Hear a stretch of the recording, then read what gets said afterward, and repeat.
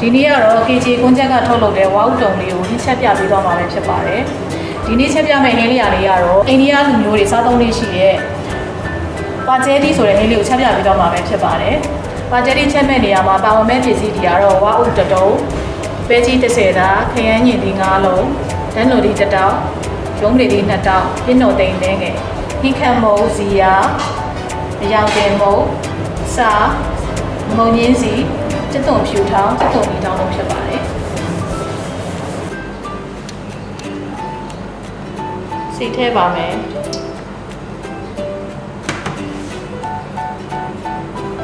ငင်းထဲပါမယ်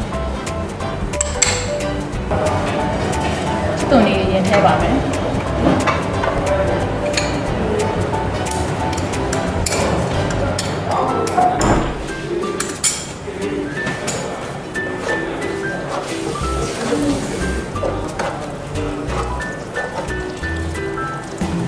တို့ဖြူထည့်ပါမယ်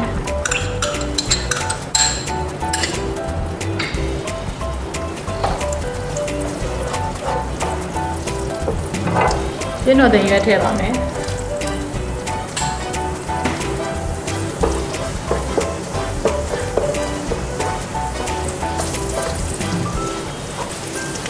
ဇီယာထည့်ပါမယ်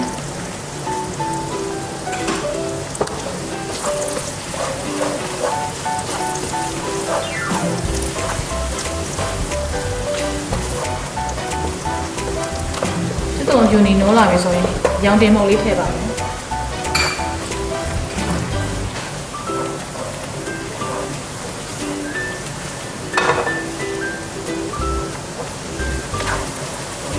ခရမ်းကျင်လေးထည့်ပါမယ်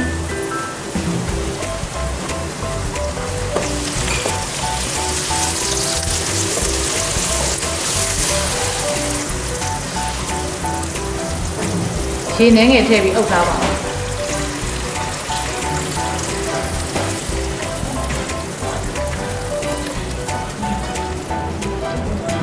ခရမ်းညစ်လေးနှိမ့်ချထားတဲ့အချိန်မှာဝါအုံလေးကို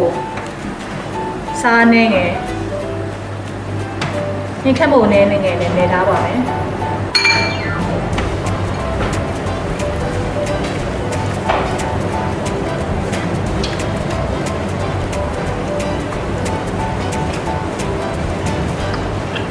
KJ ကွန်ချက်ရဲ့ဝါဥတုံဖြစ်ပေါ်လာတာလေးကိုအရင်ဆုံးမိတ်ဆက်ချင်ပါတယ်ရှင်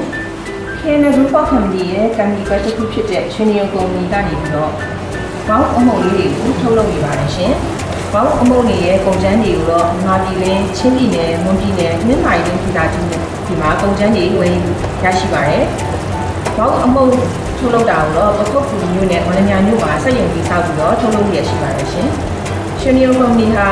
တရုတ်ပြည်ကိုဝါဥအချက်တွေကိုတင်ပို့ရရှိပြီးတော့ဂျပန်နိုင်ငံကိုတော့ဝါဥအမုံတင်ပို့ရောင်းချရရှိပါတယ်။ဂျပန်နိုင်ငံတို့တင်ပို့ရမှာလဲဂျပန်နိုင်ငံရဲ့ Organic Certificate အတိအမှတ်ပြုလက်မှတ်ကိုလည်းရရှိထားပါတယ်ရှင်။ရွှေနေကုမ္ပဏီရဲ့ Organic Certificate အတိအမှတ်ပြုဝါဥအမုံကုန်ကျန်းကိုအသုံးပြုပြီးတော့ KJ ကွန်ချက်ကနေပြီးဝါဥတုံစားတောက်ကုန်လေးတွေကိုငါပြည်တွင်းမှာထပ်ပြီးထုတ်လုပ်ရောင်းချရရှိပါတယ်ရှင်။ဆိုပါဝါဥတုံလေးကိုအသုံးပြုပြီးတော့ဒီနေ့ကတော့အိန္ဒိယလူမျိုးတွေရဲ့အဓိကအစားအစာဖြစ်တဲ့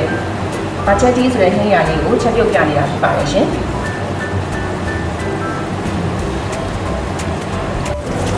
ဝါဥတုံလေးကိုထည့်ပါမယ်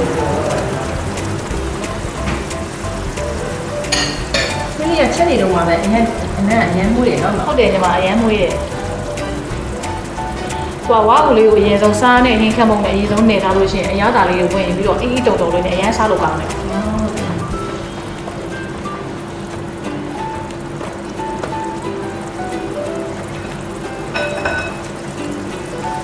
လက်တော်လေးထည့်ပါမယ်။ငုံကြီးစေးထည့်ပါမယ်။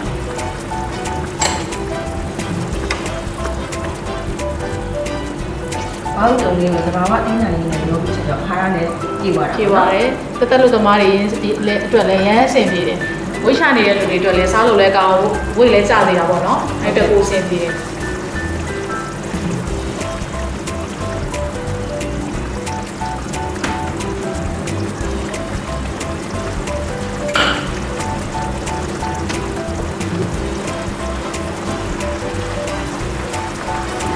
သူ့ရေခမ်းအောင်ချက်မှဖြစ်တဲ့အတွက်ခဏအုပ်ထားပါမယ်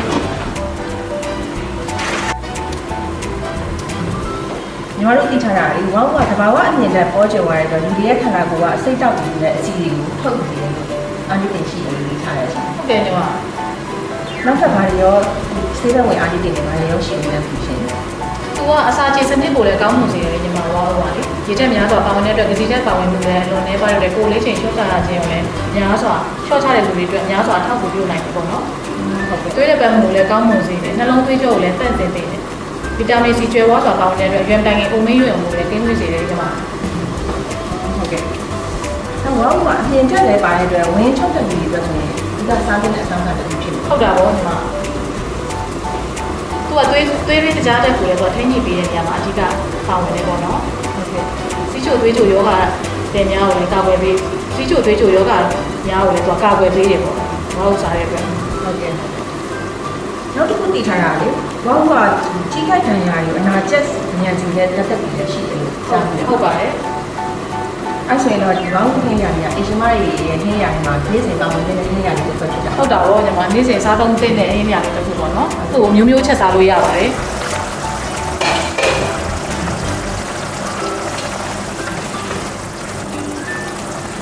ပဲကြီးထည့်ပါမယ်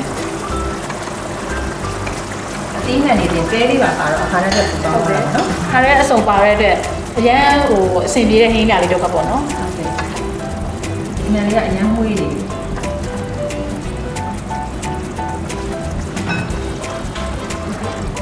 စားကန်နေပြီဆိုရင်တော့လုံးတွေဒီလေးနီးထားတာကိုထည့်ပါမယ်